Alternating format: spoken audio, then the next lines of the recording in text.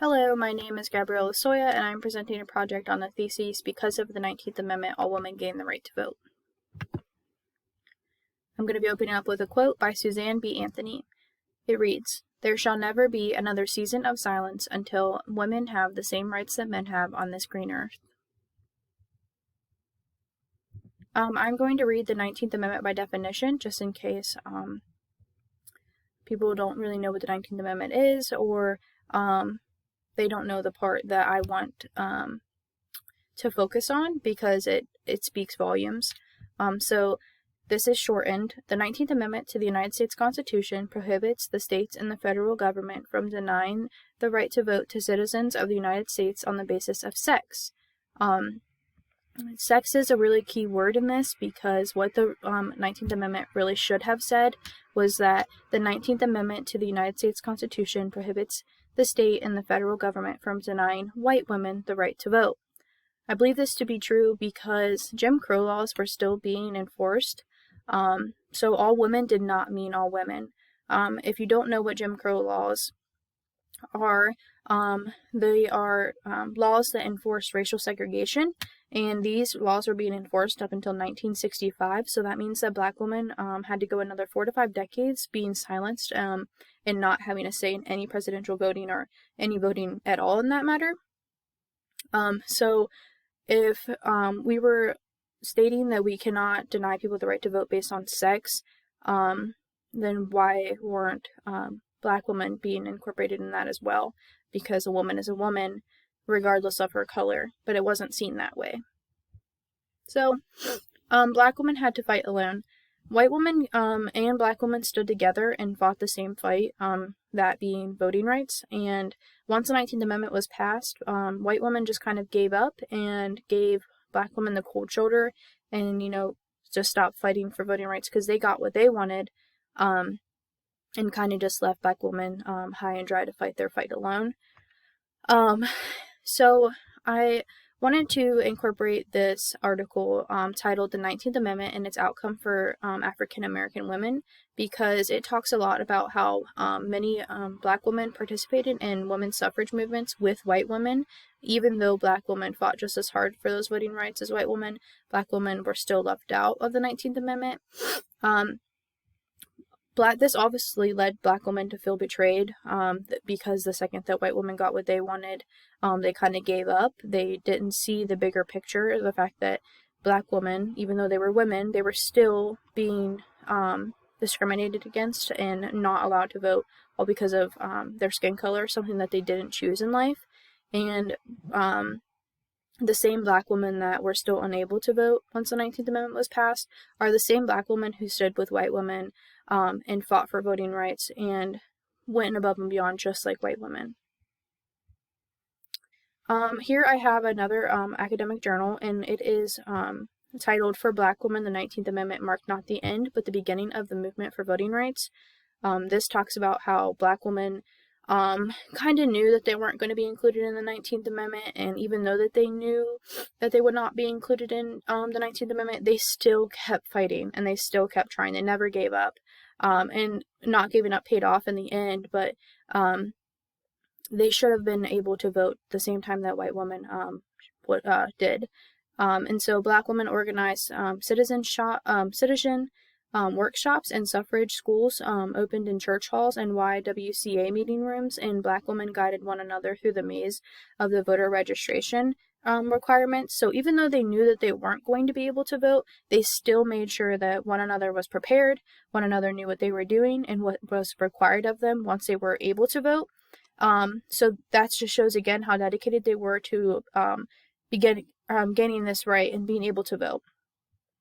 So when white women registered to vote and put the work in, they knew that they were going to be able to vote, so they knew that they were doing all that hard work for a reason.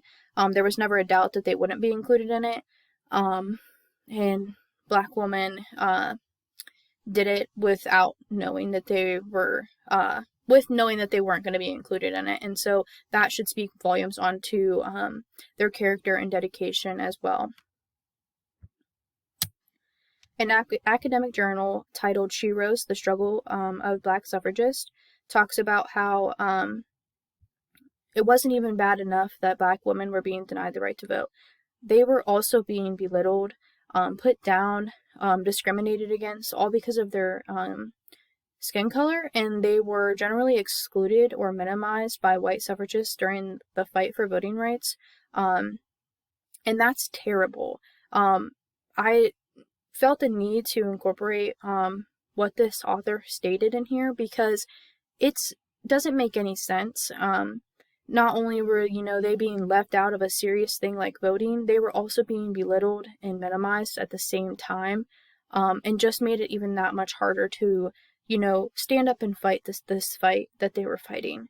The first Women's Rights Convention had no Black woman present. At the second one in 1851, finally a Black woman was there, and she got up, and her name was ex-slave sojourner Truth, and she got up and gave her famous "Ain't I a Woman" speech. And if you haven't taken the time to listen to that speech, it basically is talking about how isn't she a woman? Doesn't she produce children? Doesn't she wash clothes? Doesn't she cook? Doesn't she clean like a woman? Isn't she still a woman even though she's Black? It's a mountain-moving speech, and it speaks volumes that she was actually able to get up at a women's rights convention and speak and present her speech, because before there was not even any Black woman allowed. And so I felt that this academic journal really showed how far Black women have come and how dedicated they were this whole time. And so Black women did not waste their time once they got power. It was Black women's votes that helped elect Oscar Day Priest and helped him become the first Black member of Congress. So many Black women paved the way for other Black people, including Black males as well. Without the backing of Black women, who knows if he would have been elected and been the first Black member of Congress. Mary Bethune, she founded the National Council of Negro Women in Frank Roosevelt's Black Cabinet. And then something else Mary also did was that she created and organized groups and marches and anything else that would help promote Black women standing up for what they believed in. And this was even after they got their voting rights. They didn't waste time. They never gave up. They kept going. And I believe that Black women still do that today, which is why I chose these 4 women. So first, right here, we have a Black tennis player. Her name is Serena Williams. She is not only Black, but she is also a female, and she is in pro tennis, and that's amazing. That is a huge milestone in today. And then down here we have Kamala Harris, and she this is a little bit more recent, something that happened, but she is the first female vice president ever to come about. And then Michelle Obama. Michelle Obama was the first lady to Barack Obama, but she was also her own person. She didn't live in his shadow. She moved mountains for herself. She did things with helping stop obesity and slow obesity down in our high schools and stuff like that.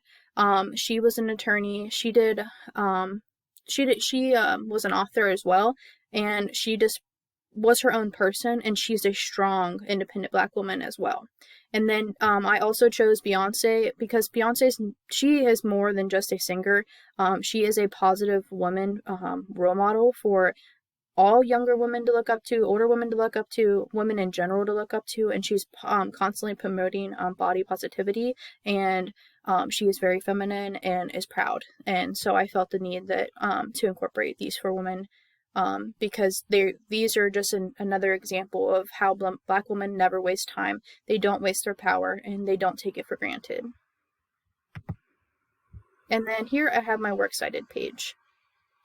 Again, my name is Gabrielle Losoya, and thank you for listening to today's presentation.